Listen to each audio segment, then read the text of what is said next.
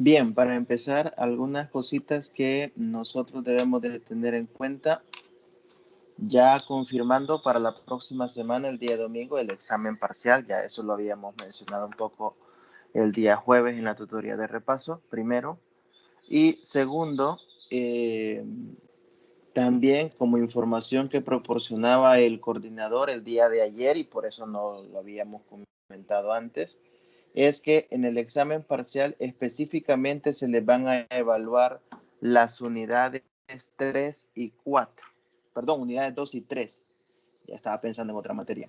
Unidades 3 y 4, las que se les van a... Unidades 2 y 3, insisto. Unidades 2 y 3, específicamente las que se le van a evaluar en el examen parcial. Unidad 2 y unidad 3. La unidad 3, yo sé que recientemente se acaba de habilitar, pero sí será evaluada en el examen parcial. Bueno, hoy vamos a trabajar, como ya también más o menos les había mencionado, vamos a trabajar con la unidad número 2, la culminación de la unidad 2. La unidad 3, vamos a ver si logramos cubrir un poco de la unidad 3 de series en una tutoría que habíamos ya también planificado para esta semana que viene, específicamente, si no me equivoco, quedamos para día martes. Así que el día martes vamos a abarcar contenido de la unidad número 3. Y si fuera necesario, si algo se nos quedara ese día martes, yo creo que el próximo sábado no hay tutorías oficialmente, así que bien podríamos reunirnos en un momento por la mañana si es que hubiese algo todavía que quedara pendiente, ¿verdad? Así que bueno, así estamos con respecto a las unidades que se van a evaluar en el examen. Repito, unidades 2 y 3 específicamente. Hoy terminamos de cubrir la 2 y en esta semana que viene vamos a ver una tutoría o unas dos, no sé, dependiendo cómo estemos con los contenidos sobre la unidad número 3. Así que eso era con respecto al parcial. Después, también con respecto a la tarea, el día jueves estuve comentando que había un ejercicio que iba a consultar si estaba bien escrito o no, porque llevaba un combinatorio. Es un ejercicio de la tarea. Y ese ejercicio particularmente, ya les digo cuál es, solo para que lo tengamos muy claro.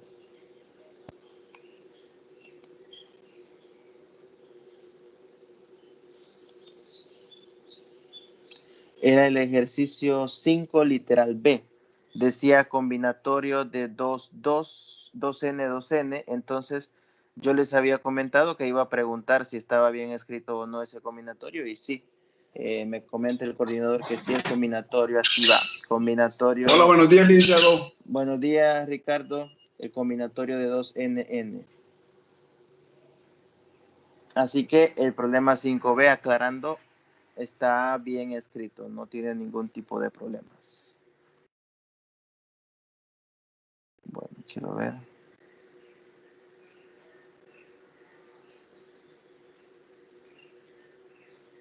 Vale. Entonces, eso sería la aclaración del problema de la tarea. Está bien escrito, no hay ningún error con el combinatorio. Y nada más eso, la aclaración de que el parcial viene unidades 2 y 3. No sé si tienen alguna consulta o pregunta sobre esto.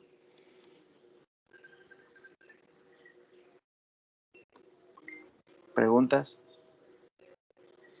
Disculpe, dijo unidad 2 y 3. Sí, correcto. Gracias. Unidad 2 y 3 para el parcial. Unidad Buenos 2 días, y Lick. 3. Buenos Solo días. una consulta. Ajá. El tiempo del parcial siempre serán 2 horas. Mire, oficialmente sí, pero bueno, en esta materia no sabría decir si les dan más tiempo. Yo creo que en la mayoría de materias siempre les suelen dar un poquito más de tiempo.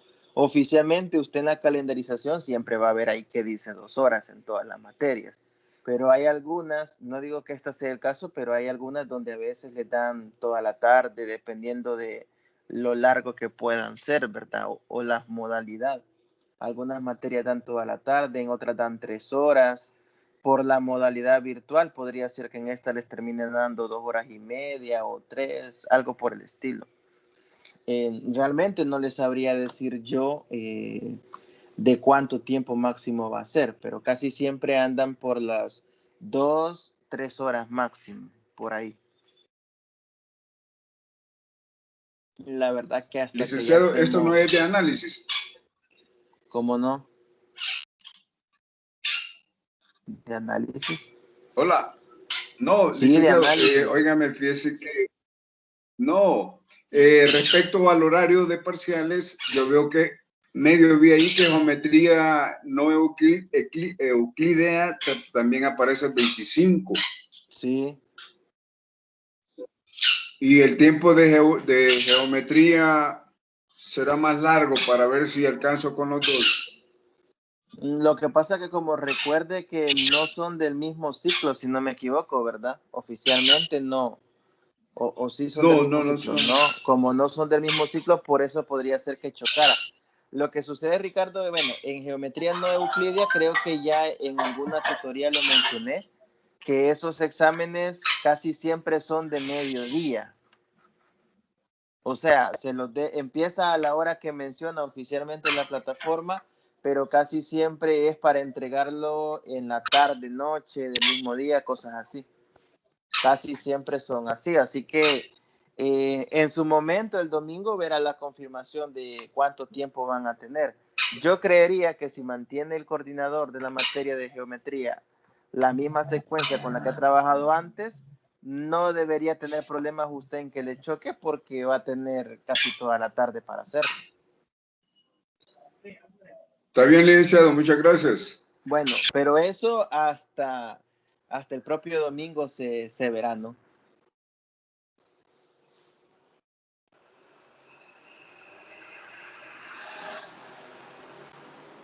Hasta el propio domingo se verá. O si no, lo que voy a hacer es que voy a hacer la consulta también hoy con el coordinador de geometría no euclídea para poderles dar la información más o menos a ustedes y que puedan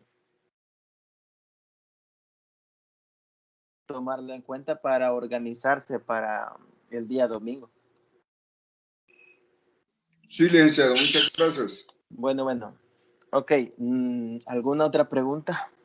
Preguntas. Preguntas.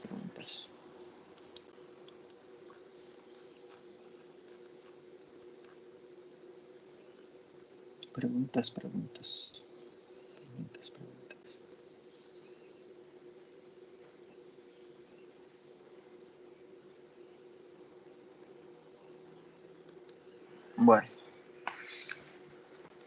vamos a ver entonces. Permítame.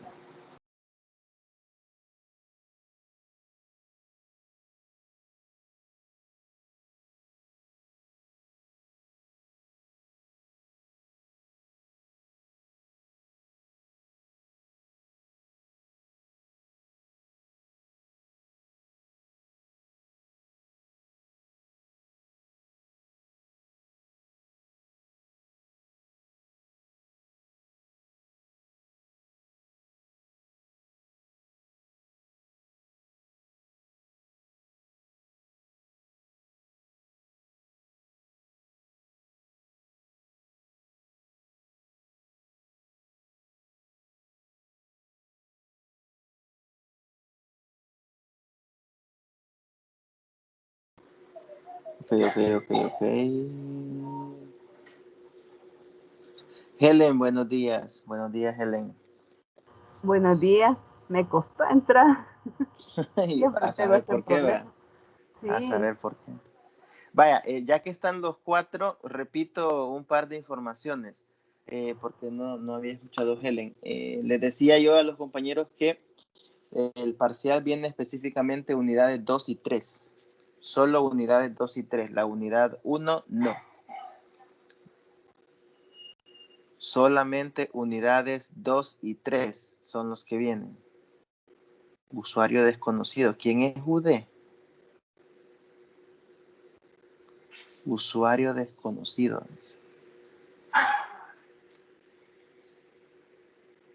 Bueno, no sé. ¿Quién es el usuario desconocido?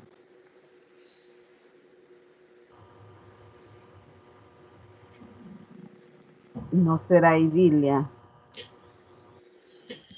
Buenos días, Idilia, licencia. sí, posiblemente. Es que en la lista de participantes me sale Fíjese, usuario desconocido. Pero aquí sí, sí me sale la foto de ella y el carnet. Bien raro. Bueno, sí, porque a mí sí, la tutoría del día, el martes, perdón, sí no pude entrar, licenciado, y fíjese que busco las tutorías porque ya pude entrar en la plataforma y no me aparece el de análisis. en el chat de esta reunión van quedando las grabaciones en el chat. Pero fíjese que no me aparece, no sé por qué. Y sí me cuesta entrar porque, por ejemplo, en el enlace que está en plataforma, le doy y me manda al correo, no, Sí, no me da a entrar. es mejor entrar directamente con el del correo. Es mejor entrar con el del Ajá, correo. en ese Bueno, sí, sí puedo entrar a veces. bueno, igual les voy a mandar, ahí tengo ya la grabación del jueves, se la voy a mandar hoy ahí por WhatsApp para que la puedan ver después. Ya es subida en YouTube. Bien, entonces les decía, el parcial unidades 2 y 3, hoy vamos a trabajar temas específicamente de la unidad 2, como ya les había enseñado el día miércoles. Vamos a trabajar temas de la unidad 2 y de la unidad 3 las vamos a trabajar entre semanas. Ya habíamos medio acordado que el martes nos íbamos a reunir a las 8 de la noche para ver lo que quedara pendiente hoy de la unidad 2, si es que quedaba algo, pero yo creo que no va a quedar nada. Y veríamos la parte de la unidad 3. La parte de la unidad 3. Y si quedara pendiente algo de la unidad 3, algo de lo más importante, a disposición de tiempo el próximo sábado, que yo sé que no es día de tutorías, podríamos reunirnos a una hora, tal vez no en la mañana, podría ser en la tarde o en la noche, y discutir lo que quedara pendiente de la unidad 3, si es que quedara realmente algo, ¿no? Así que eso es lo que les quería comentar. Y también la aclaración de que el combinatorio 2n sobre n, de 2n tomados n, que aparece en un ejercicio, en el 5B de la guía, de la tarea, si es un enunciado que está correcto. Ya lo consulté y me dijeron que sí que estaba correcto. Así que, bueno, eso sería todo. Bien, vamos a comenzar con lo agendado para el día de hoy. Al final, o a medida que vamos avanzando, vamos a ver si hacemos un par de ejercicios ya propiamente asociados con lo que se les va a venir en la tarea. Bueno.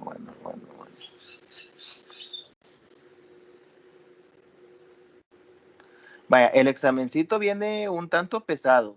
Ya ustedes han visto los contenidos que tienen que estudiar de la unidad 2 y de la unidad 3. Viene un poquito pesado. Son un montón de cosas las que hay que tratar de... No les voy a decir aprenderse de memoria porque tienen ustedes, entre comillas, la ventaja de que para el día del examen pueden tener el material a la mano.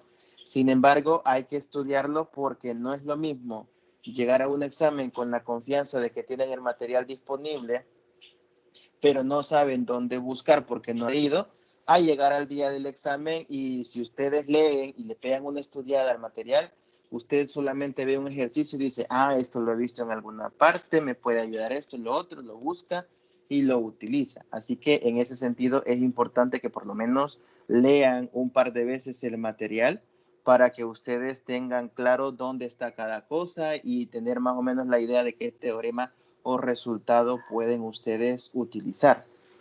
Entonces, en el material específicamente de sucesiones, hay muchos teoremas, hay muchos corolarios de resultados que ayudan a calcular diferentes tipos de límite de sucesiones. Así que lo importante es que ustedes sepan utilizarlo.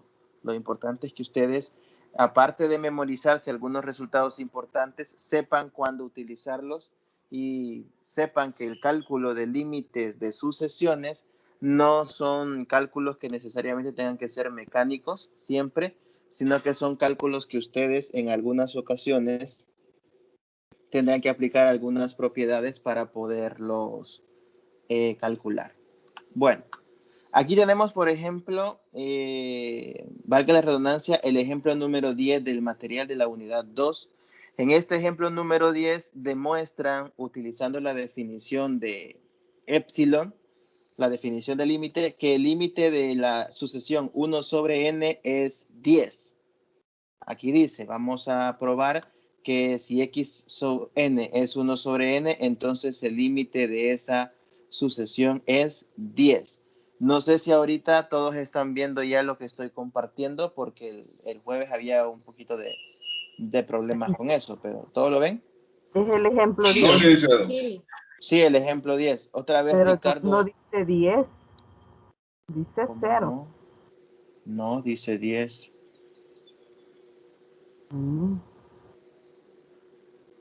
Ejemplo Sí, 10. dice 10, Sí, dice Ajá, 10 aquí ejemplo 10. arriba. Aquí No, ajá, arriba. pero dice que, no, pero que el límite es, 0. dice, ajá, 0. O yo dije 10, ¿qué límite es Dijo 10? 10, ajá. Ah, perdón. Entonces por eso. Perdón.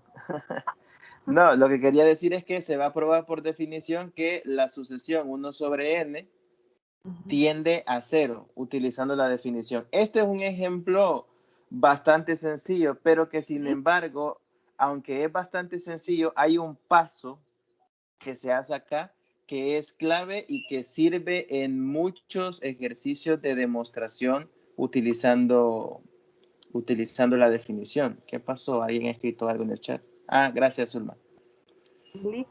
Diga. Dice que referente al examen y nos Sí. van a dar siempre 2 horas o nos van a dar un Fíjese poquito más porque yo creo que sí les van a dar más. Por ejemplo, el ciclo pasado, con este mismo coordinador, estaban dando más o menos en otras materias, ¿verdad? Pero estaban dando como unas 3 horas, más o menos, como unas 3 horas. O sea, como yo les decía también, Surma me lo preguntaba, yo les comentaba que siempre oficialmente, usted siempre va a ver que los parciales se los dejan para 2 horas en el calendario oficial.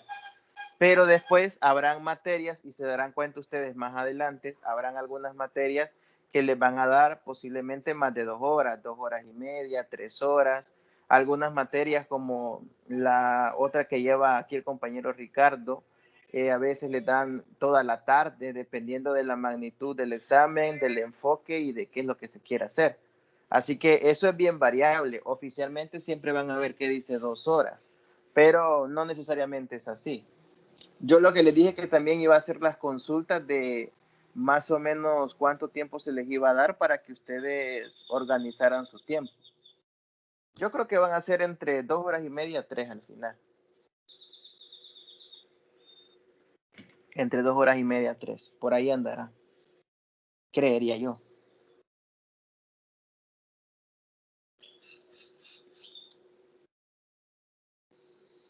Vaya.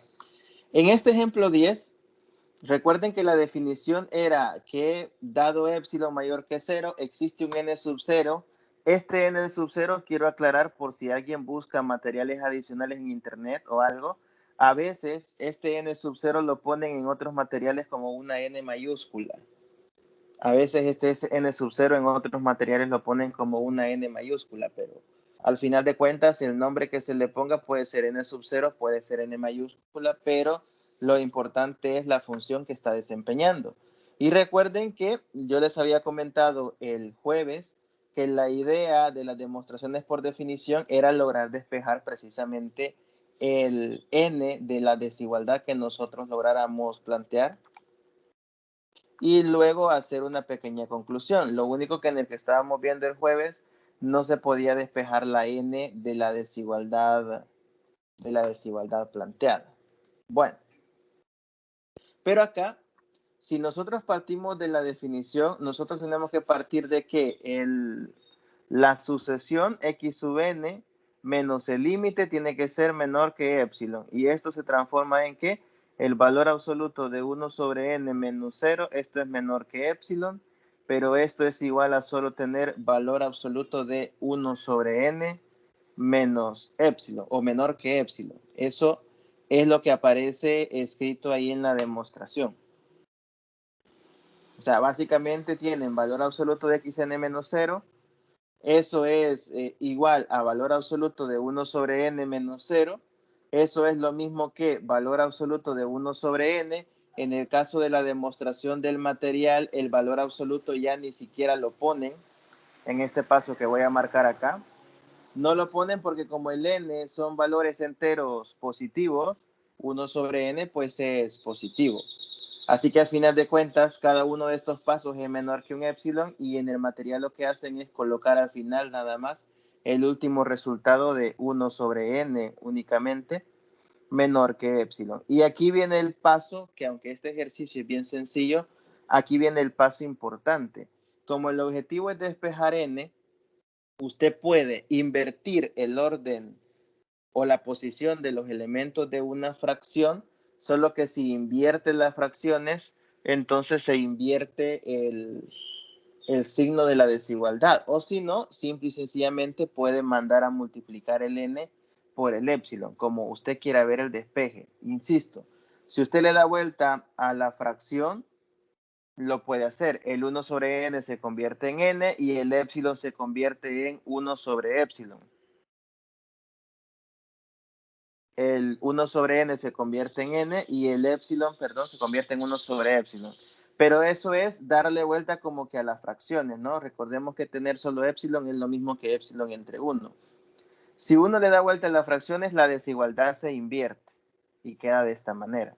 Esta es una forma de ver el despeje. Esta es una forma de ver el despeje. La otra es mandar a multiplicar el n por epsilon y luego despejarlo. Al final de cuentas, en ambas maneras usted va a terminar obteniendo lo mismo, ¿sí? N mayor que 1 sobre epsilon y n mayor que 1 sobre epsilon. Cuando uno ya logra despejar la n, haciéndola mayor específicamente que otra expresión, este n es a lo que uno después le llama n sub 0. N sub 0 mayor que 1 sobre epsilon. Y por eso dice acá, basta tomar n sub 0 mayor que 1 sobre epsilon en la definición total de la demostración. Ahí está. Entonces, el objetivo de todo es partir del valor absoluto de el término de la sucesión menos el límite, hacer que eso sea menor que un epsilon, despejar la n y ese n se va a convertir en nuestro n sub 0 que terminaría demostrando el límite de la sucesión. Ese último pasito de despejar la n en muchos materiales, en muchos libros, usted lo va a encontrar como simple y sencillamente darle vuelta a la fracción. Por eso quería explicarlo. Usted lo va a encontrar como un paso donde simplemente lo que hacen es darle vuelta a la fracción y se acabó. ¿Preguntas? ¿Preguntas con esto? No, ese está fácil, uno difícil sería. Ahorita, tranquilo. Bueno, el de la tarea, por ejemplo, que lo dejamos ya empezado, un poquito simplificado.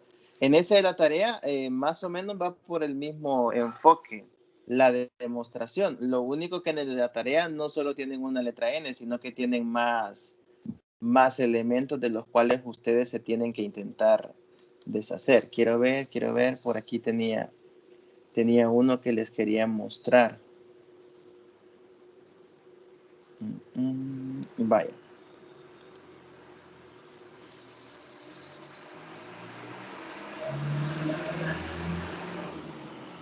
Vale, les voy a compartir por aquí otro. Vamos a ver. Este está en otro material. Este no está en el material de la plataforma, el que les voy a compartir ahorita. ¿Dónde está? Este es otro ejemplo que se demuestra por definición. Y aquí está lo que les comento, que en algunos materiales, no sé si ya lo están viendo, es un 2n-1 sobre 2n más 1. ¿Ya les aparece? Sí, ya aparece. Vaya. Este es de otro material, no está en el documento de la plataforma. Pero acá lo que les piden es demostrar que esa sucesión tiene como límite 1 en este. Aquí está, literal A, límite de A sub n es igual a 1, donde el A sub n específicamente, aquí el A sub n se lo dan como valores numéricos, ahí lo pueden ver. La sucesión se la dan como fracciones, 1/3, 3/5, 5/7. Uno debe plantear el término general, pero bueno, no estamos pensando en eso ahorita. Aquí está la sucesión, 2n-1 sobre 2n más 1, y tiene uno que encontrar o que demostrar que su límite vale 1. Pues, ubicándonos en esta parte que estoy sombreando, van a partir de que el valor absoluto de la sucesión, que es 2n-1 sobre 2n más 1, menos el límite 1, es menor que un épsilon.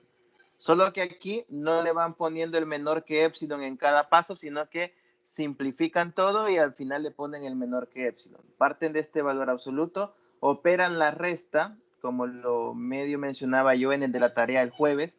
Al hacer la resta les queda valor absoluto de menos 2 sobre 2n más 1, que lo estoy sombreando ahorita.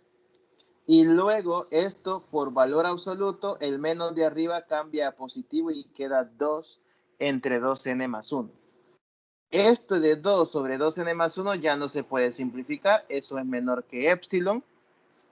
Y después se despeja la n, ya sea invirtiendo las fracciones o pasando a multiplicar por épsilon el 2n más 1. De cualquiera de las dos maneras, resulta que en el despeje de la n de acá, n queda siendo mayor que 1 sobre épsilon menos un medio. 1 sobre épsilon menos un medio. Y bueno, después todo el palabrerío que hay aquí abajo en la demostración es únicamente para decir que el n despejado se va a terminar cambiando por un n mayúscula, que es lo que mencionan acá, lo que les decía, que en este material, por ejemplo, en vez de n sub 0 ponen n mayúscula, pero al final de cuentas la situación es la misma. Pueden ver cómo aquí también la conclusión le dice, basta tomar n mayúscula igual a 1 sobre épsilon menos un medio, no le dice n mayor. Ahí al final la conclusión no es muy importante. Le pueden poner n o n sub 0 igual a 1 sobre épsilon menos un medio, o n sub 0 mayor que una cierta expresión. Aquí, para efectos de coincidir con el material de plataforma, le podrían poner mejor n sub 0 mayor que, y ya le colocan ahí 1 sobre épsilon menos un medio.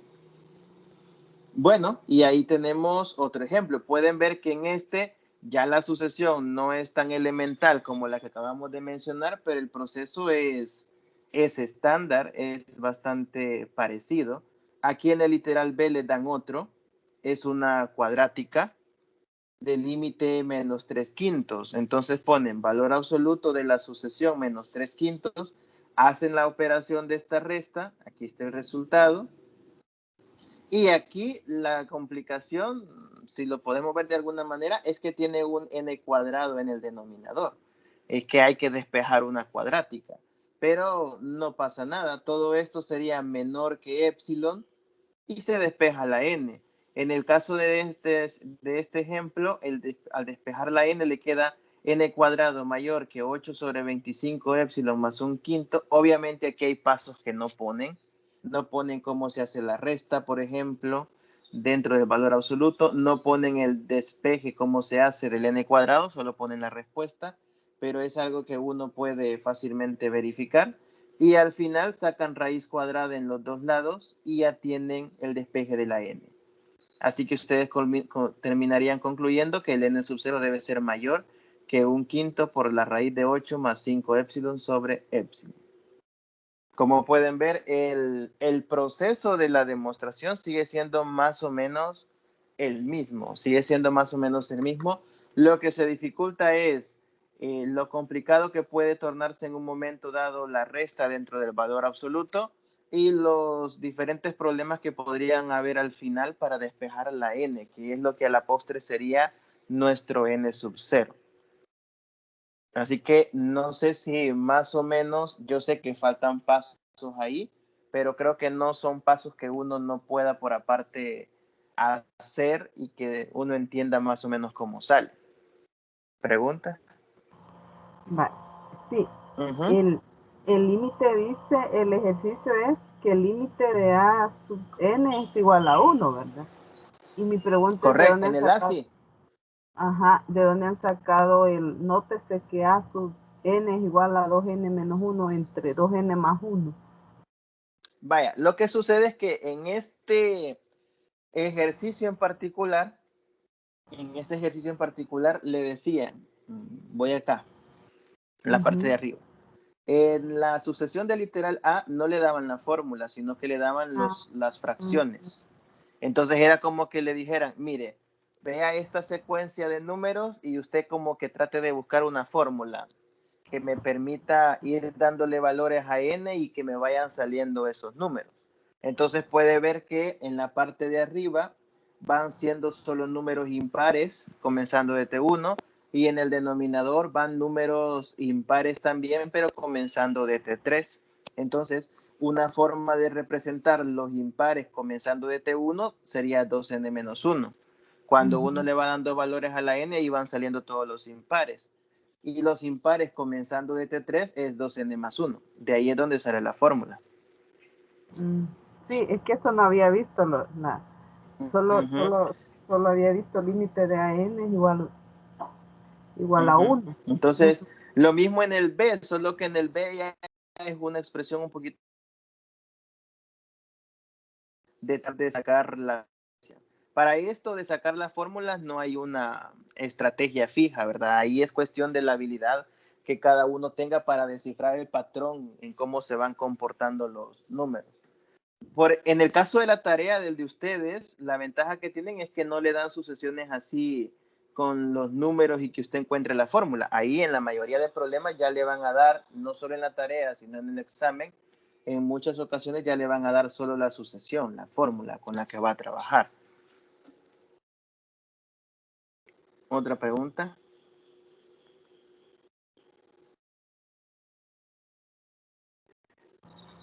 Tengo otra duda. Diga.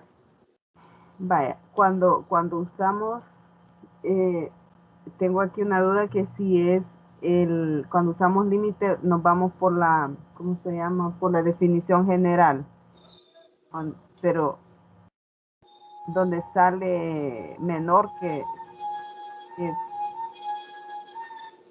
¿Menor que qué? exilio, menor que exilio, ¿verdad? Epsilon. Epsilon, ajá. Entonces, epsilon, ¿esa es parte de la fórmula general del límite o es parte de lo que, como le digo, de sucesiones y todo eso? O sea, tengo una duda ahí porque como acuérdese que para la demostración necesitamos algo, entonces yo ahí tengo la duda que si eso es parte de la fórmula general del límite, el que vamos a utilizar. Vaya, cuando a uno le dicen que demuestre que un límite de una sucesión es un valor dado usando la definición del límite de una sucesión es esto. Se lo voy a marcar acá. Es eso. Ese enunciado es la definición general del límite de una sucesión cuando n tiende a infinito. Sí, ajá. Esa es. Entonces esa la voy a, o sea, va, sí, ahí ya resolví. por eso es que si uno revisa los ejercicios del material, en la mayoría casi siempre va a encontrar esta frase. variando aquí quién es el A sub n, porque eso depende de cada ejercicio, variando el límite, porque eso depende de cada ejercicio también, pero siempre va a encontrar la frase, dado un épsilon mayor que 0, existe un n sub 0, dice el material de plataforma, que pertenece a los naturales, tal que para todo n mayor que n sub 0, se cumple que el valor absoluto de la sucesión menos el límite es menor que un épsilon. Toda esa frase que acabo de decir, esa es la definición de límite, la definición formal de límite. Esa la va a utilizar únicamente cuando le pidan demostrar un límite por definición, así. Demostrar un límite por definición, que ahí también hay que tener cuidado porque algunas veces le van a pedir demostrar un límite, otras veces verificarlo, otras veces encontrarlo. Si le dicen verificarlo, no es que tenga que usar esto. Si le dicen calcularlo o encontrarlo, tampoco es que tenga que usar esto. Esto simplemente es demostrar que un límite es correcto utilizando la definición. Y ahí está. Que yo no sé si me equivoco, pero ustedes cuando llevaron cálculo, quiero ver, cálculo diferencial y vieron límites normales en cálculo diferencial, tuvieron visto una definición algo parecida de un epsilon delta. No sé si se acuerdan. Sí, es que en eso estaba, porque pensé que iba a utilizar en sí la definición de límite, ¿verdad? No, lo que sucede, Helen, es que hay que fijarse bien en hacia dónde tiende el valor de la variable. Cuando los límites tienden a un valor puntual, a un x sub 0, se ocupa esa que usted dice, la de epsilon delta. Pero aquí, como las sucesiones tienden a infinito, el n tiende a infinito, se ocupa esta otra, la del n mayor que n sub 0. O sea, ahí está la diferencia, ¿verdad? Esa es la diferencia. De hecho, incluso cuando uno profundiza un poco más en estudios de cálculo, incluso hay definiciones similares para funciones acotadas superiormente, acotadas inferiormente, para demostrar ese tipo de cosas. Aparecen unas letras M mayúsculas. O sea, hay varias versiones, digamos así, de la definición formal de límite. En su momento, cuando ustedes ya lleven cálculo superior, van a ver funciones de varias variables y ahí vuelve a aparecer la definición epsilon delta con una ligera variante también. Entonces, es una definición que se va acoplando, digámoslo así, un poco a las condiciones. En este caso, lo que me diferencia esta de la que usted menciona es el valor hacia dónde tiende. Hacia dónde tiende la expresión en este caso. No olvidemos que aunque esto es un término general de una sucesión, en el fondo, o sea, le estamos calculando el límite básicamente a una función, por lo que todos los resultados que usted conoce de límites aquí fácilmente los puede aplicar. Lo único que, como le digo a Helen, aquí n tiende siempre a infinito. En las sucesiones n siempre va a tender a infinito y por eso la definición cambia un poquito. Creo que ya más o menos hoy sí ya le queda un poquito más claro, ¿no? La diferencia. Okay, sí, es que yo la estaba viendo como que tenía. Con la epsilon delta, ya no entendí. Ajá, y ya encontré la definición y cuando es a infinito, sí, o sea, es esa la definición. Sí, entonces en eso estaba confundida, pero hoy ya gracias. Bueno. ¿Alguna otra pregunta? No se preocupen ustedes por el tiempo. Ustedes pregunten que después nos arreglamos nosotros con el tiempo en otro día tratando de solventar esto. Vamos a ver, aquí había algo en el chat. ¿O no? No, no. Ok. Bueno. Este material que les estoy compartiendo tiene 27 páginas. Solo tiene... La mayoría de ejemplos son ejemplos ya resueltos. Aquí hay otro. En este caso le dan esta sucesión n-1 sobre 2n más 5 y le piden demostrar que el límite es 0. Que el límite es 0. Aquí el detalle está en que cuando hacen el valor absoluto quedan con una n en el numerador y una n en el denominador. Con una n en el numerador y una n en el denominador. Entonces, lo único que van planteando acá es que si se fijan, encuentran que el valor absoluto es mayor que un décimo. Aquí la demostración la hacen un poco distinta. El hecho de por qué la hacen distinta es porque no pueden, al final de cuentas, despejar de manera directa el n. No pueden despejar de manera directa el n, porque como tienen uno arriba y uno abajo, cuando intenten hacer el despeje de manera directa, no les va a salir utilizando los trucos que nosotros veíamos anteriormente. Bueno, y aquí siguen, ¿no? Hay algunas demostraciones que llevan recursos matemáticos que no vamos a tocar por ahorita. Si ustedes quieren, les puedo compartir el archivo después ahí por el grupo de WhatsApp para que medio lo revisen. Esto, repito, este material solo tiene ejemplos hechos, pero tiene cosas que realmente son de las que vamos a ver nosotros y tiene cosas un poquito más avanzadas. Tiene de todo un poco, digamos. Tiene de todo un poco. Bien. Continuamos entonces viendo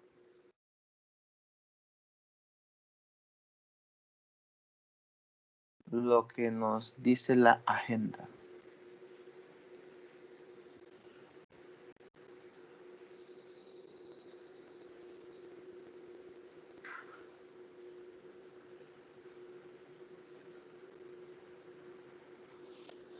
Bueno, el ejemplo 11 nada más es la misma generalización del ejemplo 10, viene siendo prácticamente lo mismo, no hay mayor cosa que mencionar acá, es lo mismo. Y luego tenemos el ejemplo 13. Vaya, en el ejemplo 13 lo que hacen no es tanto inicialmente una demostración, aunque al final de cuentas sí tratan de plantearlo así, pero inicialmente lo que hacen en el ejemplo número 13 es tratar de analizar el límite de la sucesión x sub n igual a la n. Y plantean que lo van a analizar por casos. ¿Por qué? Porque como es una potencia, no es lo mismo trabajar con a a la n cuando tiene base entre 0 y 1 que cuando tiene base mayor a 1 o menor a 1. Y por eso lo dividen en varios casos.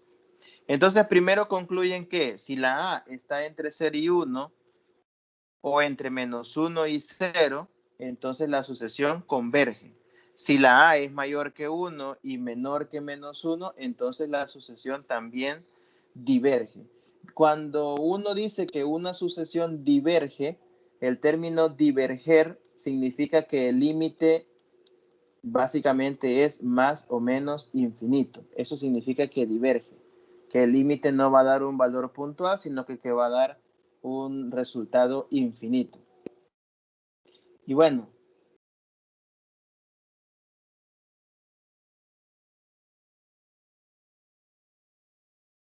vamos a ver cómo lo analizan acá.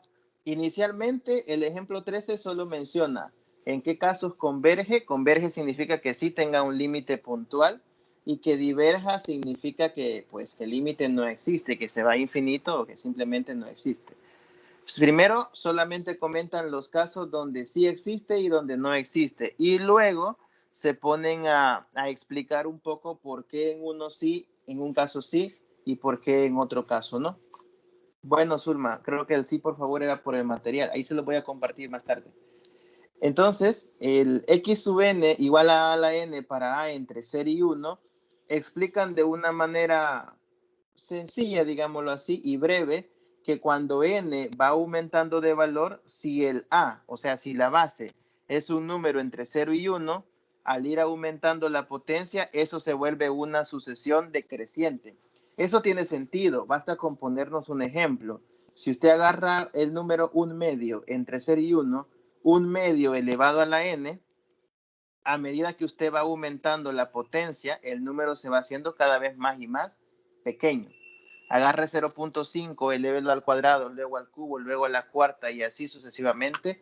Eso se va a ir volviendo cada vez más y más pequeño. Entonces se vuelve una sucesión decreciente. Y al margen que se va haciendo cada vez más y más pequeño, esos valores se van a ir acercando a cero. Entonces, por eso le han colocado aquí, converge, es una sucesión decreciente y converge a su ínfimo, o sea, a cero. ¿Por qué dicen que converge al ínfimo? Porque esta sucesión, cuando A está entre 0 y 1, no va a tomar valores mayores que 1 y no va a tomar valores menores que 0. O sea que está acotado superior e inferiormente. La menor de las cotas superiores es el 1, o sea, el supremo. La mayor de las cotas superiores es el 0, que sería el ínfimo. Entonces, es como una mezcla de conceptos. Algunos conceptos que nosotros ya habíamos mencionado en la unidad 1.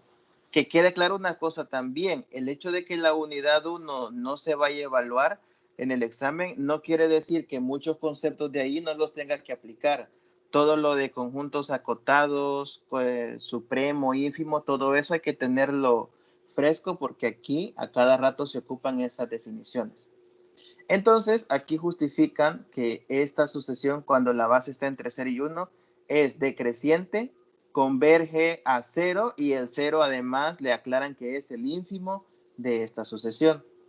Luego, para la siguiente parte, cuando la A está entre 0 y 1, le calculan el límite, solo para corroborar que si el límite es efectivamente 0. Entonces, otra vez la definición. Para todo epsilon mayor que 0, existe un n sub 0 que pertenece a n, tal que si n es mayor que n sub 0, entonces valor absoluto de a la n menos 0 es igual a valor absoluto de a la n menos epsilon para todo a entre 0 y 1. Aquí la definición no han terminado de hacer, digamos, la demostración porque faltaría el despeje de la n, por decirlo de alguna manera. Faltaría como que despejar la n, pero tampoco está tan complicado hacerlo, porque aquí, si nosotros quisiéramos despejar la n, como a está entre 0 y 1, puedo deshacerme del valor absoluto, porque a la n será siempre un número positivo, y si yo quisiera deshacerme de la a, solamente le aplicamos logaritmo base a la n, y lo hacemos en los dos lados, logaritmo base a de e, y ya tendría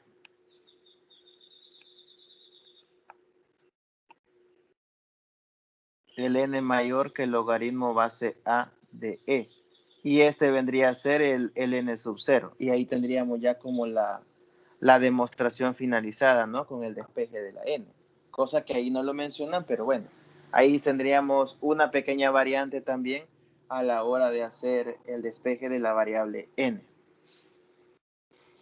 Bueno, para los a mayores que 1 y menores que 1, el ejemplo no lo menciona, pero la sucesión diverge y diverge simple y sencillamente porque si la base es un número que no es 1, por ejemplo, puede ser un 2, puede ser un 3, usted le va aumentando la potencia y eso se va haciendo infinitamente más grande si la a es mayor que 1 y si la base es negativa, pues ahí con mucha más razón, ahí va alternando. Si la base es negativa, por ejemplo, si yo tengo, aquí lo voy a poner, menos 3. Imagínese si usted tuviera un menos 3 a la n. ¿Qué pasa con menos 3 a la n? Si la n es par, eso se le va para infinito, porque se le van haciendo valores más y más grandes positivos. Si la n es impar, eso se le va para menos infinito, porque se le darán valores más pequeños y negativos. Más grandes, perdón, pero negativamente. Así que en este caso, si la a es mayor a 1, lo voy a colocar por aquí arriba. Si la a es mayor a 1, la sucesión se va a más infinito. Si la a es mayor a 1. Mientras que si la a es menor a 1, entonces tiene, lo colocaré así, tiene subsucesiones que se van a más infinito y a menos infinito, dependiendo de si la potencia es par o es impar. Para potencias pares se va a más infinito, para potencias impares se va a menos infinito. Este ejemplo, más que ejemplo sobre uso de la definición, Es un ejemplo sobre cómo analizar el límite de una sucesión, para que vean que no todos los límites se calculan bajo métodos algebraicos, por decirlo de alguna manera. No sé si tienen alguna pregunta.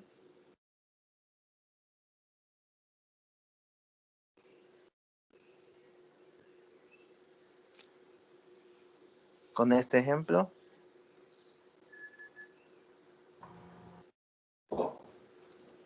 Bueno, de mi parte no. No Ok, tengo- ok.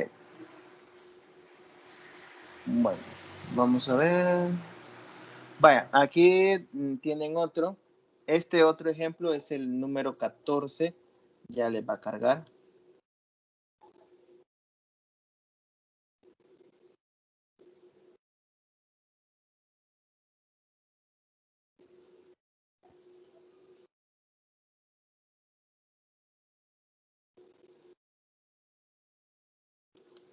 Vamos a ver, vamos a ver.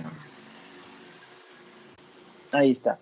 Le dicen que si A está entre 0 y 1 y si le dan la sucesión de 1 más A, bueno, aquí hay un pequeño error. Este término de A a la N, que es el segundo, debería ser nada más A, porque es una suma. 1 más A cuadrado y así sucesivamente hasta A a la N. O sea, es una suma de potencias de A. Tengo el 1 más una suma de potencias de A. Entonces, el ejemplo, aunque no lo ilustra tan bien, permítanme.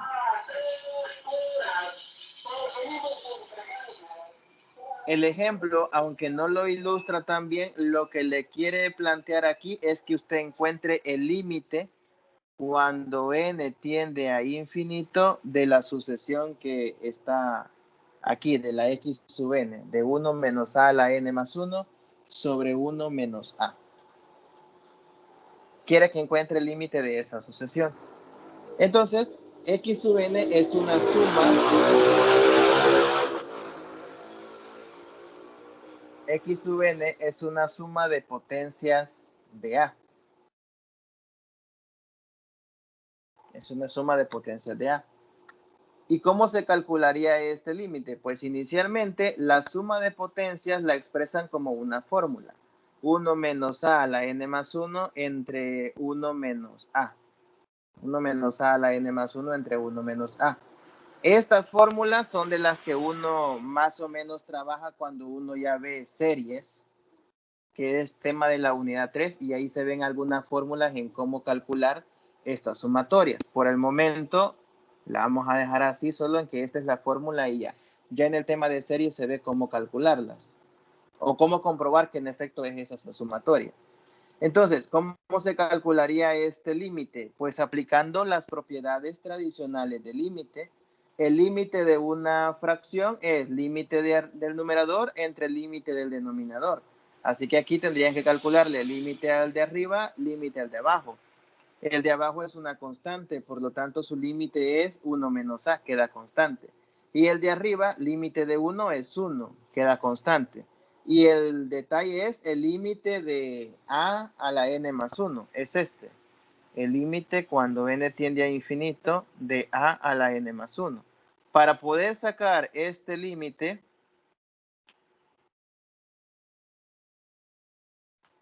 el n más 1 es exponente. Para poder sacar este límite hay que recordar el ejemplo 13 que acabamos de mencionar. En el ejemplo 13 se dijo que si la base a estaba entre 0 y 1, el límite de a a la n sería 0, porque los valores se van haciendo cada vez más y más pequeños, tendiendo a 0. Entonces, por ese resultado se dice que esto es 0.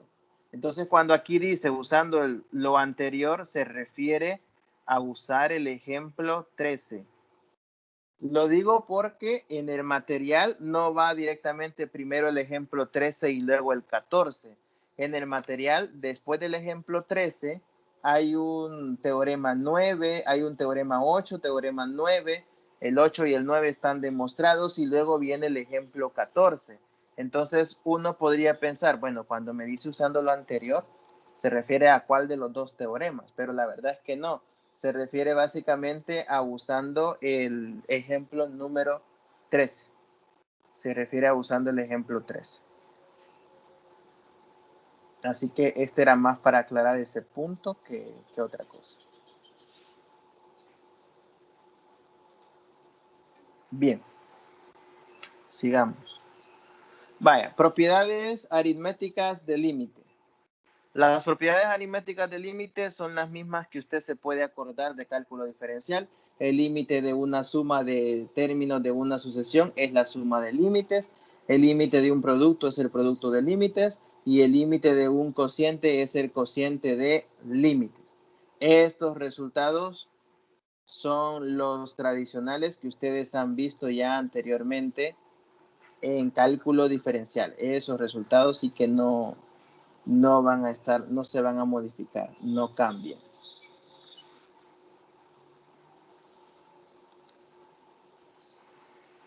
Así que solo es un recordatorio. Tenemos acá el teorema 11. Vaya, estos teoremas, ya a partir del teorema 11, son teoremas que a ustedes en algún momento dado les pueden ayudar a demostrar o a calcular, mejor dicho, algún límite. El teorema 11 dice, sea x sub nk una subsucesión de xn. Esto es notación nada más. X sub nk es la forma como normalmente uno denota a las subsucesiones. Por si no se ve, lo pondré aquí abajo. X sub n sub k. Una subsucesión de x a la n. Si A es el límite de una subsucesión, esto ocurre si y solo si para todo épsilon mayor que 0 existe una infinidad de índices de n tales que x sub n pertenece al intervalo a menos épsilon a más épsilon. Vaya, este teorema 11 lo único que me quiere decir es que si yo tengo una subsucesión de una sucesión y esa subsucesión tiene un límite específico, en este caso le llaman A al límite de la subsucesión, quiere decir que yo puedo encontrar, que eso es cierto porque yo puedo encontrar un intervalo de valores suficientemente cercano al A, por eso lo ponen como A menos épsilon, A más épsilon, de tal manera que para una cantidad infinita de subíndices, esos valores de la subsucesión van dando valores cercanos a A en ese intervalo definido. Entonces, aquí ya más o menos se va mezclando la definición del límite que mencionaba Helen, lo del epsilon delta, pero sin ocupar específicamente el delta, solo el epsilon. Esto lo que quiere decir al final de cuentas es que hay una infinita cantidad de valores de n o de índices de n para los cuales los resultados de la subsucesión van a estar muy cercanos al límite A. No es un teorema que me dé algo que no sepamos o que no terminemos de comprender por la misma definición de límite. El límite son valores a los cuales se acerca una función, en este caso una sucesión. Así que este teorema 11 solo me sirve para definir eso, para recordar un poco la sucesión desde una perspectiva de función. Vaya, en este ejemplo 19 se comienzan a mezclar algunos conceptos que usted va a ver más adelante en topología más a fondo, pero que aquí se los comienzan como a introducir un poco también. Y le dicen, dada la sucesión menos 1 a la n, esta creo que ya la habíamos nosotros mencionado en la tutoría 2, encontrar sus puntos límite. Encontrar sus puntos límite significa tratar de encontrar, como ya lo dice el teorema 11, alguna o algunas subsucesiones que tengan puntos límite distintos, o sea, que tengan límites distintos. El teorema 11 habla de que una subsucesión tendrá un límite A si nosotros podemos encontrar una infinita cantidad de índices n para los cuales la subsucesión se vaya acercando a ese determinado punto.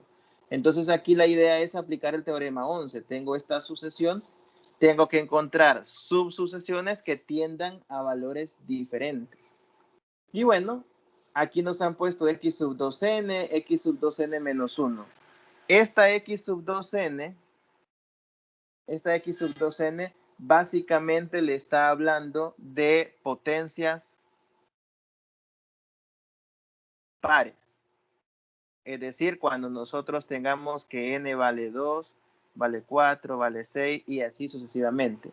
Y el x sub 2 n menos 1 le está hablando de potencias impares. O sea que al final tenemos una sucesión de los pares y una subsucesión de los impares. Si el índice es un número par, entonces el resultado va a dar 1. Pero si el índice es un número impar, entonces el resultado dará menos 1. Lo que significa que ¿cuántos pares hay? Infinitos. ¿Cuántos impares hay? Infinitos. Eso quiere decir que tengo infinitos índices n para los cuales una subsucesión, que es la de los pares, me va a dar 1, y tengo infinitos valores de n para los cuales la otra subsucesión, que es de los impares, daría menos 1. Así que el conjunto límite o conjunto de puntos límite son todos los posibles límites que yo le puedo calcular a todas las diferentes subsucesiones de una sucesión. En este caso, el conjunto límite solo es el conjunto formado por menos 1 y 1, porque son los dos límites de las subsucesiones de esta sucesión. Como dato extra, yo podría decir también que esta sucesión diverge. ¿Por qué diverge? Pues porque no tiene un límite fijo. Para que una sucesión converja, necesitamos que su límite sea un límite fijo.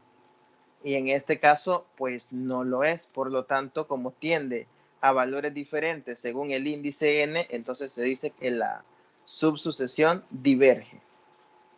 Aquí le dan otra subsucesión que no es tan común de ver. La mencionan aquí, que la llaman x sub p, donde están hablando de la subsucesión de potencias primos, cuando la potencia sea específicamente un número primo. Esta es la que mencionan acá abajo. Potencias, cuando las potencias sean números primos, o sea, el 2, el 3, el 5, el 7 y así sucesivamente con números primos. El detalle de la potencia con un número primo que aquí no mencionan es que para hablar de una subsucesión que converge a menos 1, la subsucesión con P, una potencia primo, tienen que aclarar que sea potencias primos impares. Porque menos 1 al cuadrado, donde el 2 es un número primo, eso le va a dar 1. Así que ahí hay que aclarar, el material no lo dice, pero están hablando de números primos e impares. Descartando el 2, porque para el 2 no daría menos 1. Así que esas son las tres subs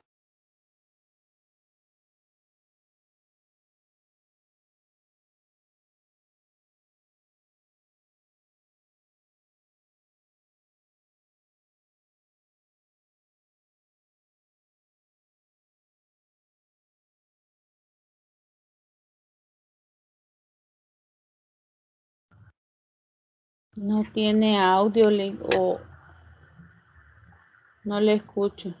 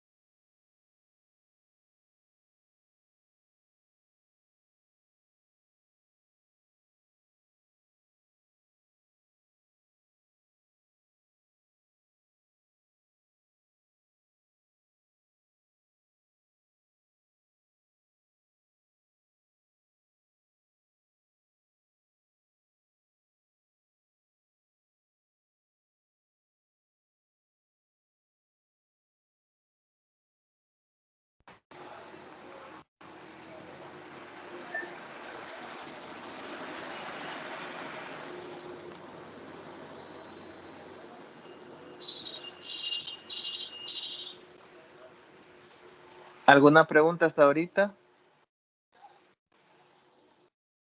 Liz, se fue el audio un ratito y no escuchamos la explicación. ¿Desde qué hora se fue? ¿Desde qué momento se fue? Desde que terminó de los primos impares. Sí, no, pero ya no dije nada, solo Ah, quiero ver, desde que terminé, lo único que mencioné es que yo veía como que Idilia quería decir algo, pero no sé si quería preguntar algo o no dije nada así importante, digamos. No sé por qué, lo que pasa es que me sacó Teams de la reunión, por eso no compartía ni decía nada. Pero bueno, sigamos. Hoy sí se ve, ¿verdad? ¿Se ve? ¿Se escucha todo bien? Sí, ahorita sí, Liz. Vaya. Este corolario es bastante importante, el teorema de Bolzano-Weierstrass, y es el que dice que toda sucesión acotada de números reales posee una subsucesión convergente.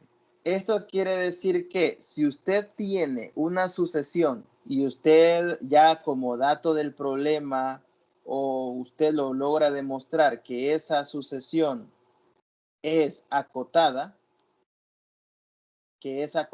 acotada, recuerden que es que sea acotada tanto superior como inferiormente. Si esta sucesión es acotada, entonces posee una subsucesión convergente. Posee una subsucesión convergente. Este corolario 3 tiene un teorema que por aquí no lo he puesto en las imágenes, pero es el teorema 13 que está un poquito asociado a él. Y el teorema 13 que está en el material dice una sucesión acotada, que aquí la representan como x sub n, es convergente si y solo si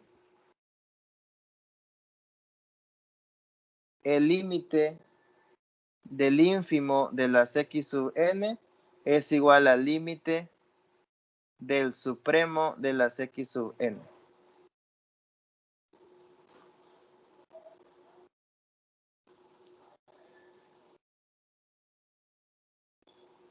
Si se cumple esto, el límite del ínfimo del x sub n es igual al límite del supremo de los x sub n. Bueno, ya vamos a buscar ejemplos más o menos relacionados con esto. Ahora, lo que nos interesa para la tarea, las sucesiones de Cauchy. En la tarea hay algunos ejemplos que le piden demostrar si hay algunos ejercicios que le piden determinar o demostrar que una determinada sucesión es de Cauchy o no. Hay una definición para saber si es de Cauchy, que es la que ustedes están viendo acá. Sea xn una sucesión de números reales, diremos que xn es una sucesión de Cauchy.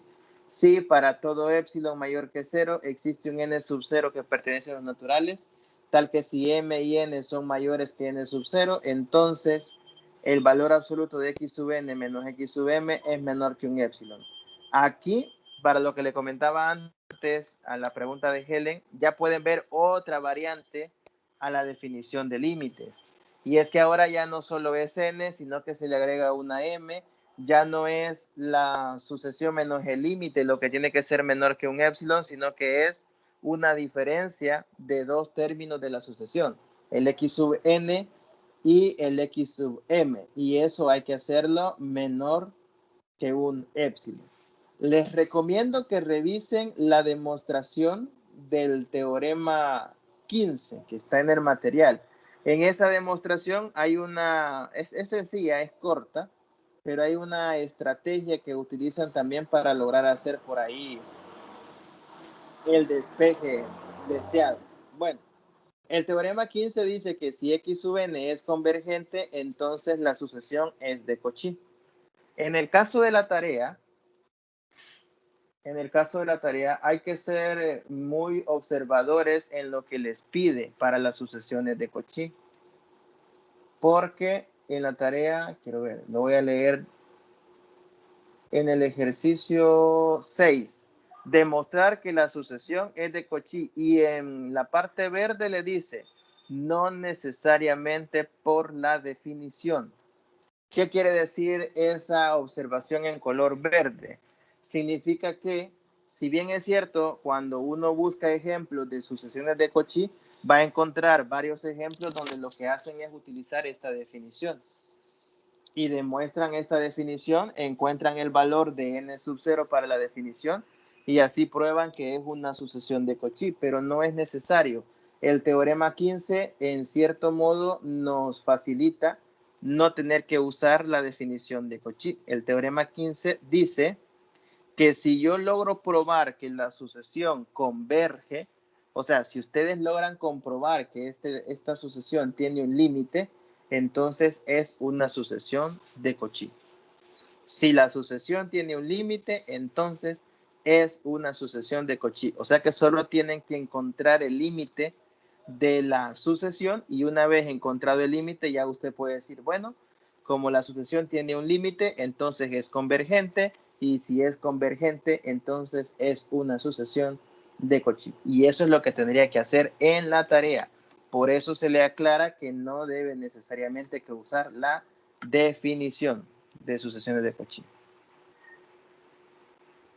Bueno, aquí está el problema 13 que mencionaba antes. Y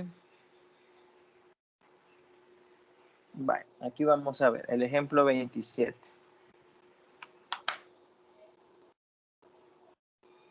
En el ejemplo 27 nos dicen probar que si P es fijo, el límite cuando n tiende a infinito de a la n sobre n a la p es infinito, con específicamente a mayor que 1. Esto nuevamente nos debe remontar un poco al ejemplo 13, donde analizábamos las potencias de a.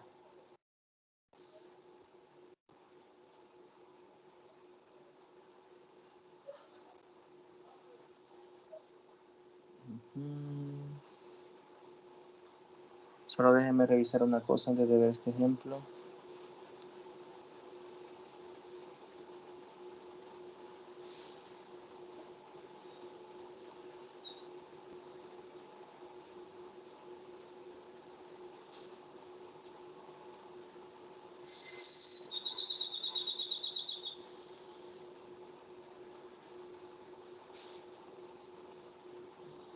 Vale.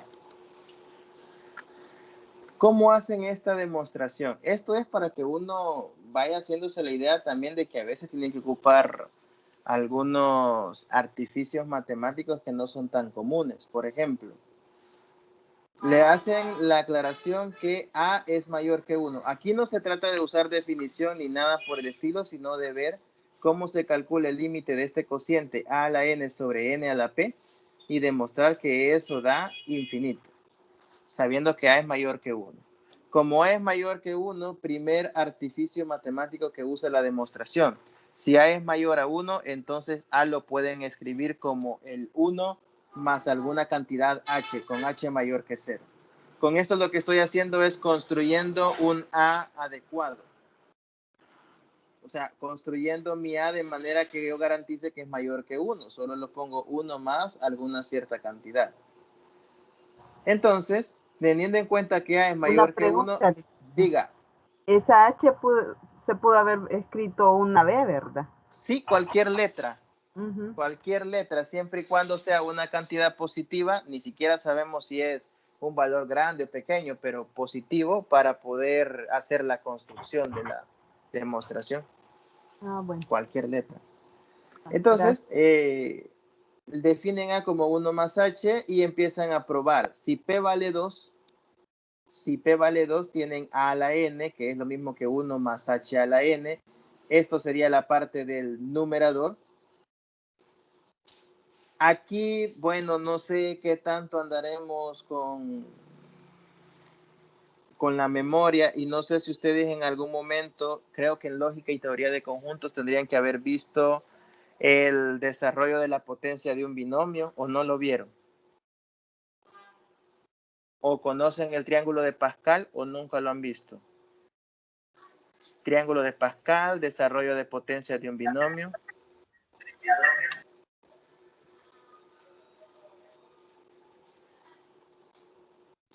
¿Han oído alguna vez o han visto en alguna materia el triángulo de Pascal o el teorema del Sí, binomio? sí. Sí. Sí, triángulo de Pascal. Vaya, pues la cosa es que aquí lo que han hecho es utilizar la generalización del triángulo de Pascal.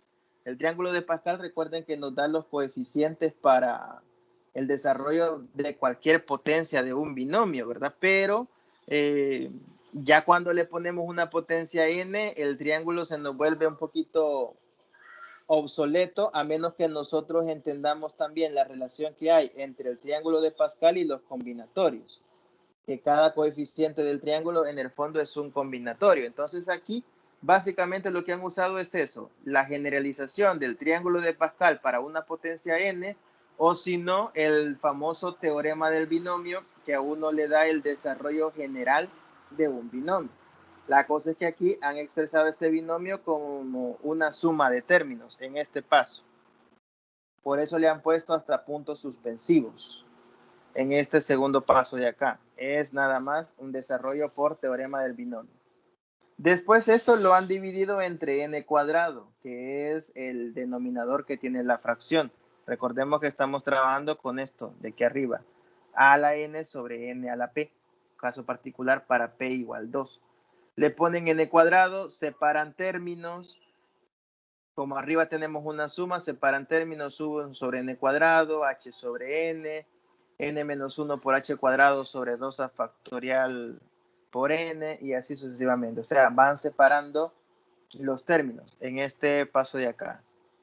Separan cada término del numerador entre el denominador y al mismo tiempo van simplificando. Van simplificando. Y bueno, se llega a que a a la n sobre n cuadrado dicen que es mayor o igual que toda esta expresión. A a la n sobre n cuadrado para el caso particular de p igual 2. Es mayor o igual que 1 sobre n cuadrado más h sobre n y todo esto. Particularmente ponen que es mayor o igual, bueno, exactamente igual, creo que es obvio que es, porque simplemente es una simplificación, ¿no? Pero ¿por qué será que dicen que es mayor también? Porque arriba tiene un igual y abajo tiene un mayor o igual. ¿Por qué creen que sea?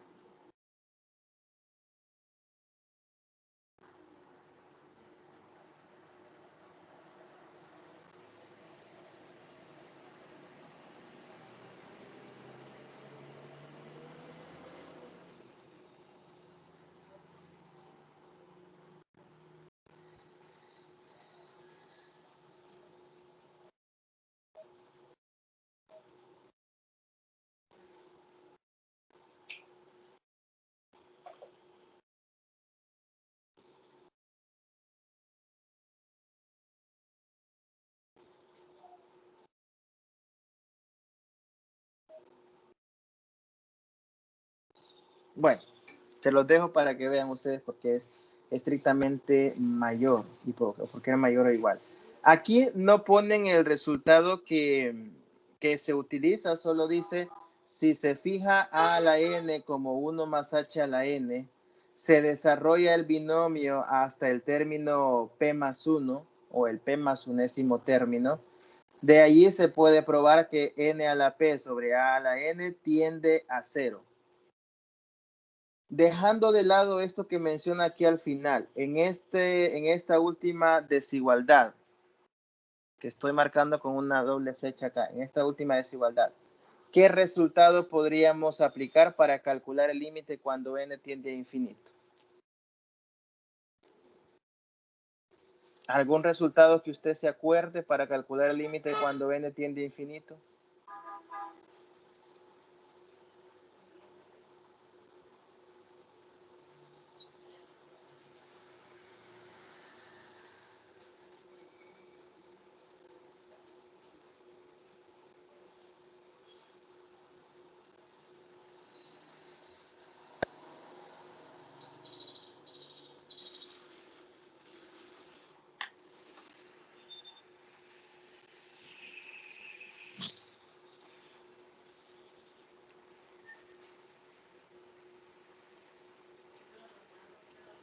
¿Algún resultado del que se acuerden, chicos?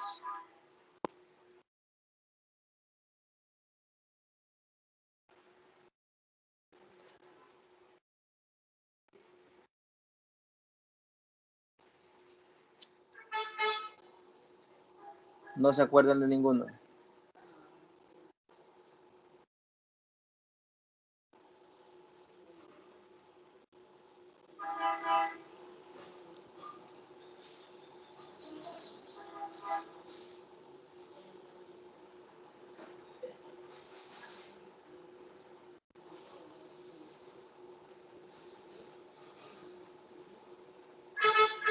Que cuando aplicamos el límite en el numerador, como el denominador tiene que ser infinito.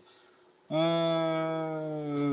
o menos, más o menos, más o menos. Vaya, se lo voy a preguntar de otra manera. En los dos primeros términos, en el 1 sobre n cuadrado y en el h sobre n, ¿qué pasa cuando n tiende a infinito?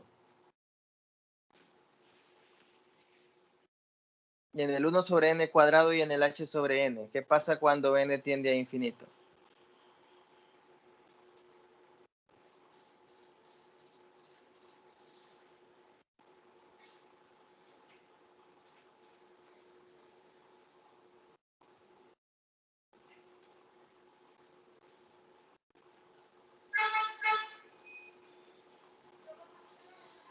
¿Qué pasa con 1 sobre n cuadrado y h sobre n cuando n tiende a infinito?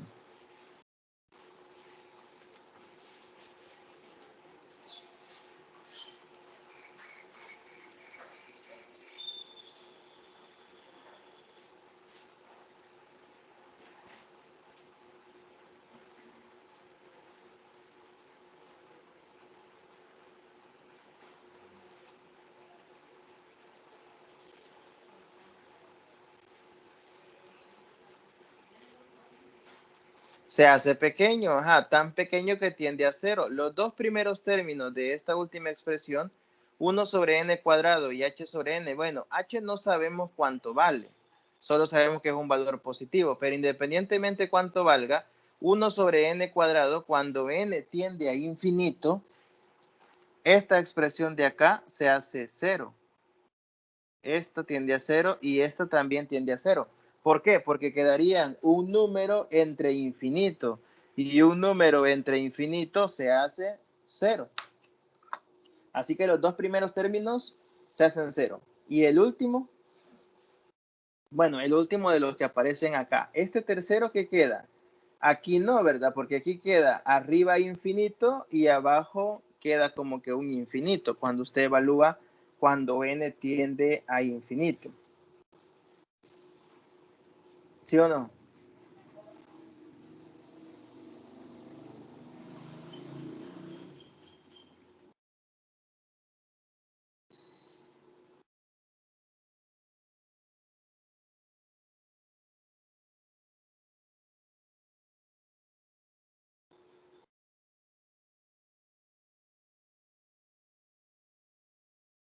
¿Qué le queda en el tercer término del límite cuando n tiende a infinito? ¿Qué le queda?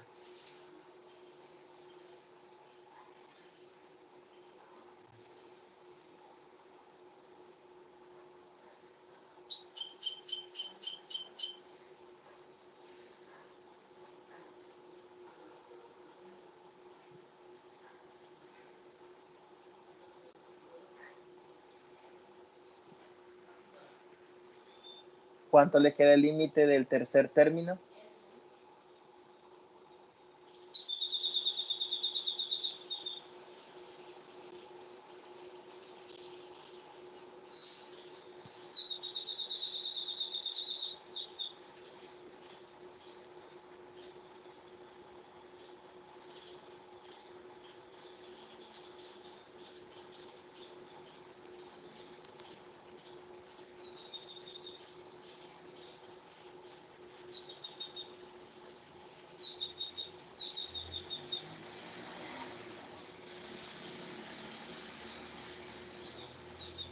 Queda infinito sobre infinito. ¿Y eso cómo lo solventamos? Correcto.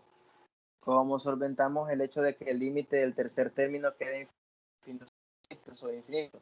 Insisto, aquí la idea es que usted recuerde todos los resultados del límite que vio en cálculo diferencial, porque todos se van a aplicar acá y se pueden aplicar nuevamente, todos los resultados. Límites infinitos, límites al infinito, todos esos resultados que usted vio en cálculo diferencial aquí también los puede aplicar. Entonces, ¿qué le aplicamos a ese tercer término?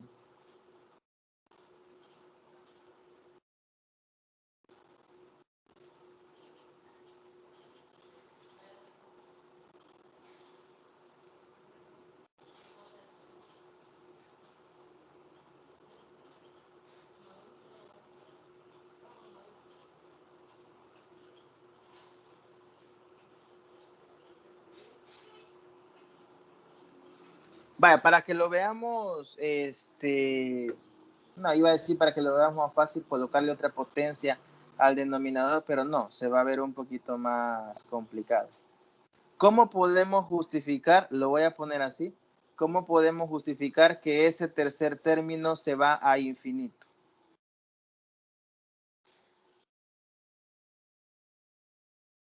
O que de ahí en adelante se va hacia infinito.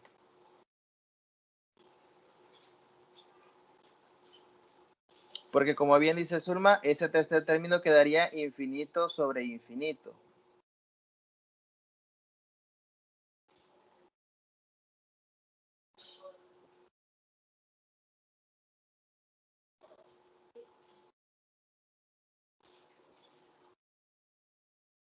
¿Alguna idea? No creo que no se les ocurra algo para calcularlo de todo lo que han visto en cálculo diferencial.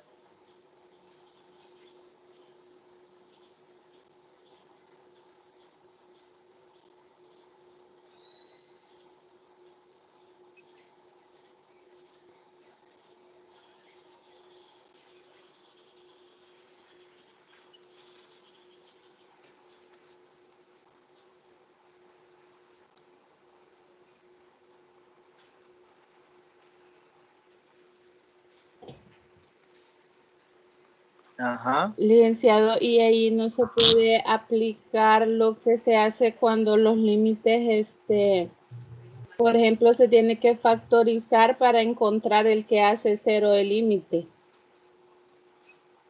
No es eso lo que se aplica ahí. Pero ¿y cómo puede factorizar? Ujú.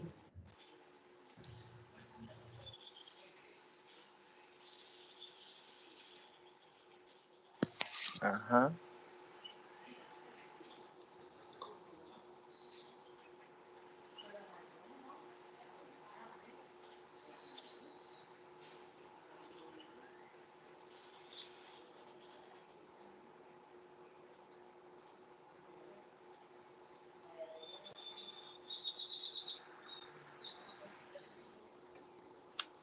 Vaya, le voy a poner otro resultado. No sé si se acordarán de esto, pero a ver, para refrescar la memoria.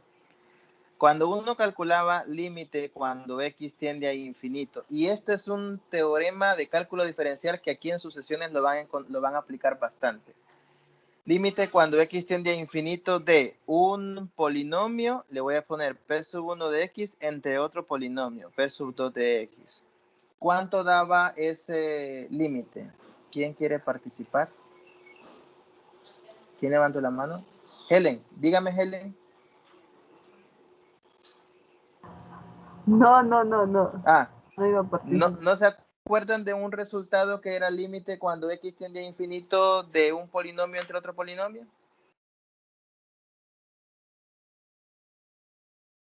¿No se acuerdan de ningún teorema así?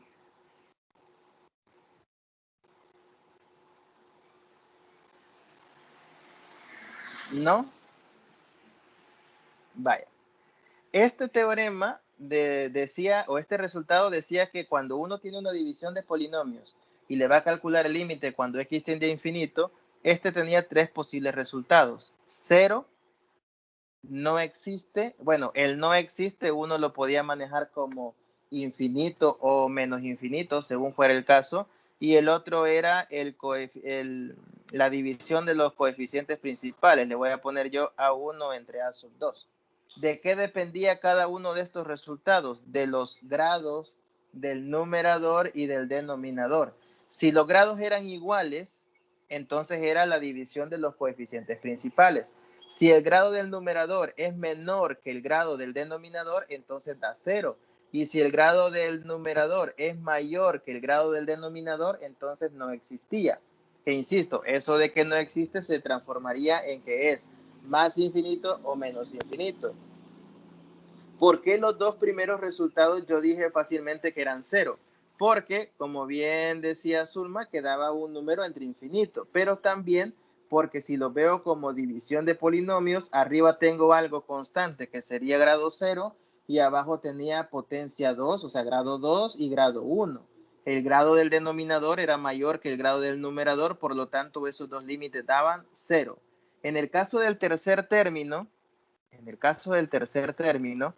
los grados del numerador y denominador son iguales, porque en ambos, como los límites son referente a la n, ambos tienen una n elevado a la 1, tanto en el numerador como en el denominador.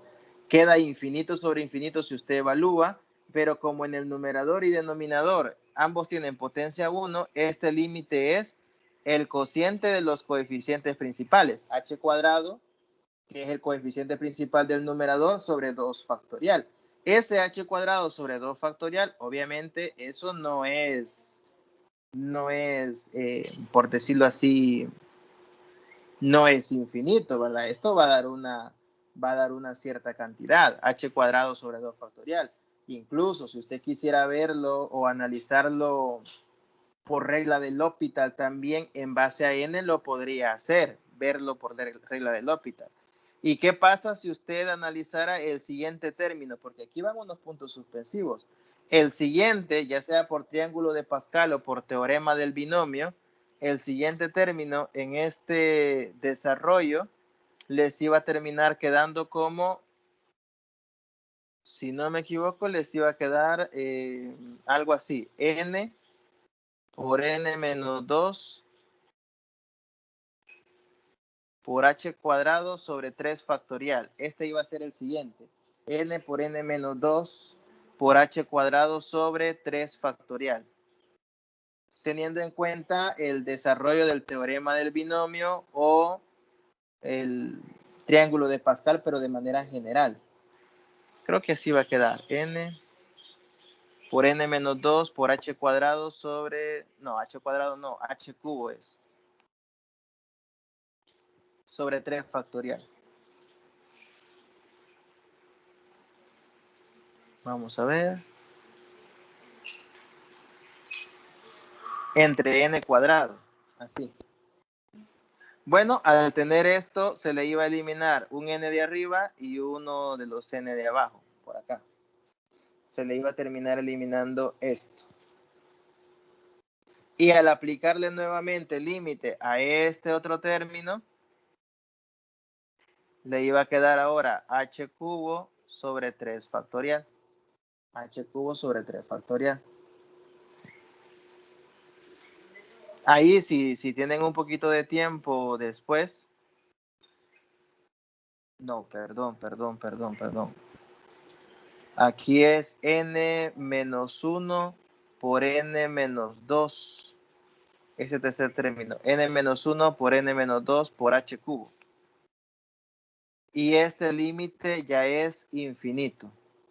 ¿Por qué? Porque cuando uno opera n menos 1 por n menos 2, arriba va a quedar n cuadrado y ese sería un grado mayor que el del denominador. Y por el teorema que ya les mencioné, si el grado del numerador es mayor que el del denominador, entonces el límite no existe. Falta por ver nada más si es infinito, positivo o negativo, pero como el límite en este caso es cuando n tiende a infinito, pues esto se vuelve infinito. Y así sucesivamente, pues ya se tendrían todos los demás resultados. Eso es sacando el cuarto término que aquí no lo menciona. Ahí ya me queda que esto es infinito.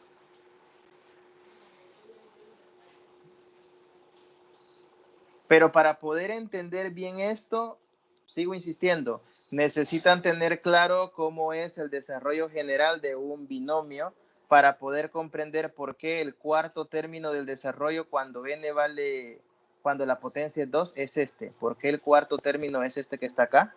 ¿Por qué queda simplificado de esta manera? Y recordar ese teorema de el límite cuando n tiende a infinito de un cociente, que si el grado del numerador es mayor que el denominador, eso no existe, o sea, infinito o menos infinito. En este caso, infinito positivo.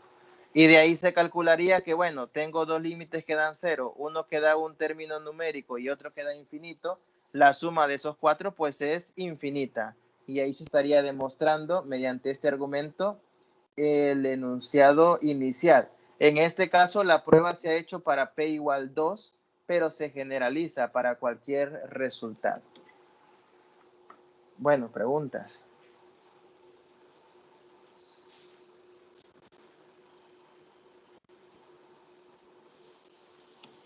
Preguntas.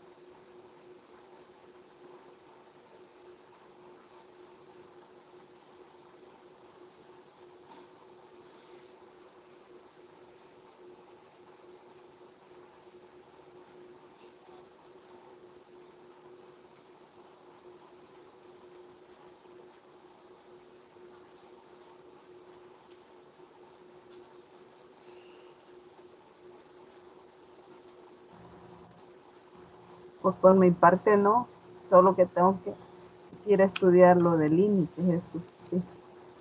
Sí, hay que ir a recordar muchos resultados de límite, la verdad.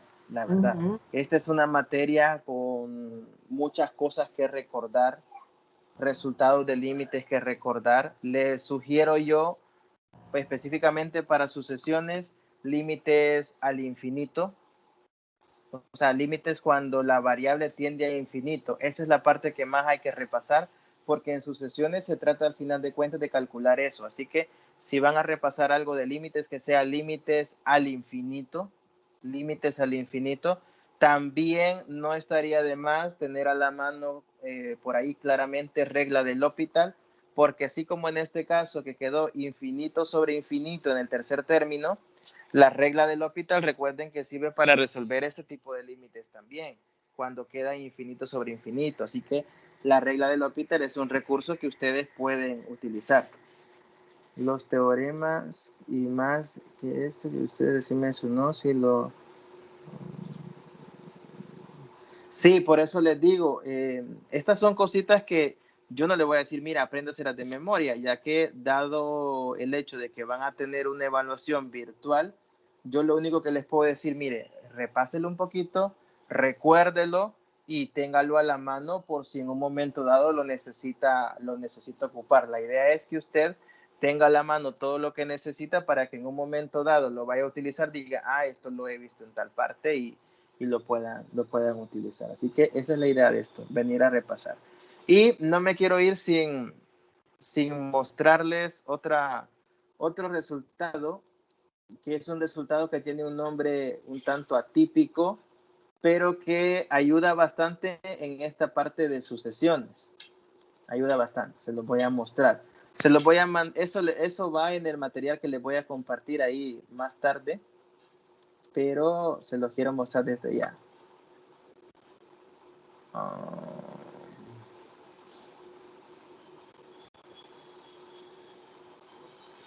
Vaya, primero, lo que acabo de decir de los límites, en ese material que les voy a proporcionar, aquí dice teoremas básicos, límite de una suma, límite de un producto, límite de un cociente, y específicamente en esto del literal C, en el límite de un cociente, que es el cociente de límites,